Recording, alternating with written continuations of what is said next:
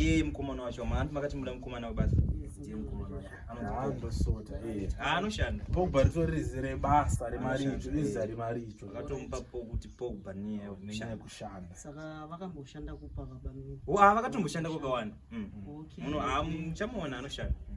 muno mutsanangurira kuti mashandira basa ndiro randiti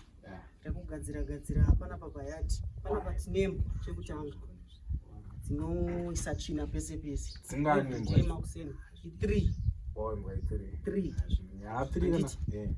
dzinoisa tsvina pese pese makuseni munga mocleana mobvisa tsvina tine mabroiler huku panapa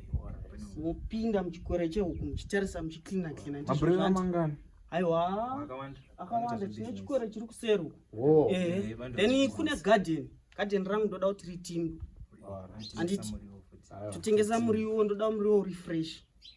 saka ko vakuchemema kwakuchemepo yakuno